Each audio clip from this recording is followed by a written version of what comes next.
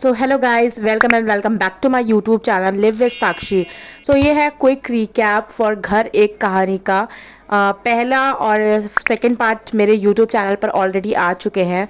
तो ये रिकैप में आप देख सकते हैं कि नीचे का काम यहाँ पर इस हद तक पहुँच चुका है कि सामने का सब चीज़ें हट चुकी हैं और ये सामने वाला जो दीवार है ये टूटकर अब इस पोजीशन पर आ गया है और काम काफ़ी ही तेज़ी के साथ चल रहा है। तो दो पार्ट्स में मैंने आपको नीचे का भी रूम दिखाया था और ऊपर का भी दिखाया था कि रेनोवेशन का काम इतना आगे बढ़ चुका है। और आज आपको दिखाते हैं हम third part. So 3, 2, 1। Hi guys, good morning. So this is part 3 of घर एक कहानी। मॉर्निंग जैसे ही होती है फटाफट मैं सारा काम ख़त्म कर कर अपने काम में एक और लग जाती जो है खाना बनाने का, क्योंकि सुबह खाना बना दो तो उसके बाद फ्री हो जाओ। तो ये सब काम जब निपटा देती हूँ मैं, उसके बाद मेरे पास फिर भी समय बचता है और उस समय 10:30 बजे तक मैंने सारा ऑलरेडी काम निपटा दिया था। पीछे कुछ पार्टी वार्टी थी बट वो हो नहीं थी, 2 दिन से लगा हुआ है टेंट बट कुछ हो नहीं रहा था, देखते हैं कब होता है एक्चुअल में।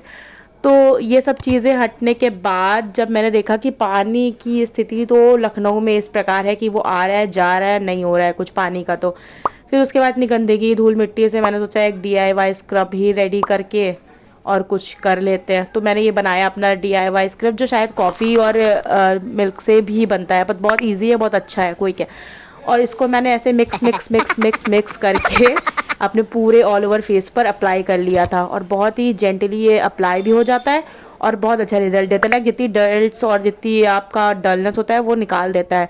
फिर ये ड्राई होने के बाद इसको अच्छे से वाटर से स्क्रब करके मैंने निकाल दिया और नहा धोकर मैं आ गई माता रानी के पास मंदिर में पूजा करने अपनी।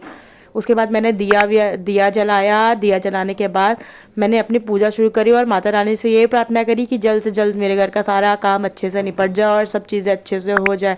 और माता रानी को जो उनका भोग प्रसाद जो भी हो पाता है मुझसे, मैं वो उनको अर्पण करती हूँ।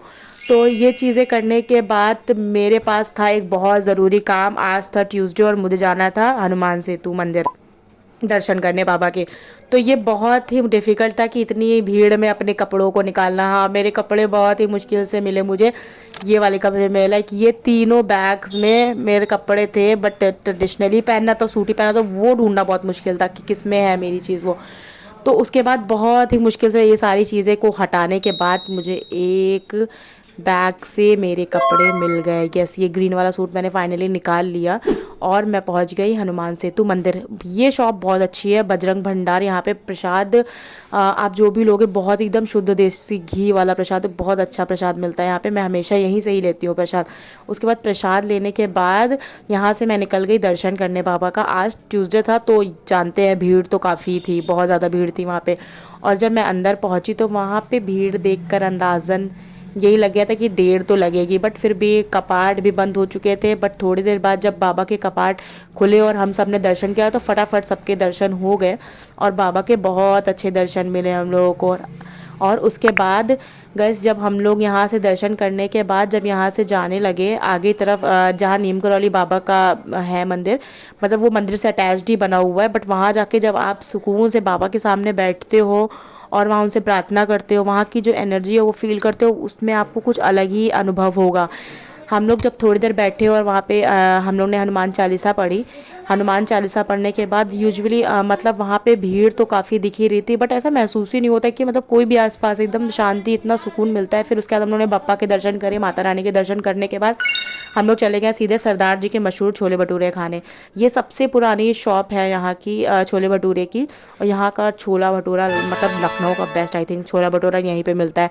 फटाफट मैंने एक प्लेट छोला भटूरा मंगाया और फटाफट से इसको खा पी के मैंने कर दिया था इसको खाली। तो उसके बाद मैं निकल चलती हूँ घर की तरफ। और आपने पहले के पार्ट्स में ये तो देखा होगा कि घर की कुछ स्थिति ऐसी थी फ्रेंड की, बट अभी भैया लोग इतनी तेज़ी से काम कर रहे हैं कि मैं क्या ही बताऊँ। मतलब बहुत मेहनती है भैया लोग और बहुत अच्छे से काम कर रहे हैं सबके सब। आगे का पोर्शन जो था अब इतना टूट चुका था, लाइक सामने का भी पूरा हट चुका था सिवाय इस गेट के। हाँ, ये गेट बचा हुआ था, बाकी साइड साइड का निकलना चालू हो गया था ऑलरेडी। अंदर बल्लियाँ वल्लियाँ जो सब भैया ने लगवा के सपोर्ट देकर सामने से भी ऊपर का भी पूरा फिनिश कर ही रहे थे काम। काम बहुत ही तेज़ी के साथ आगे बढ़ रहा था और जिससे महसूस तो यही हो रहा था कि दिसंबर तक I think 15 December I think सब हो जाएगा घर का काम पूरा।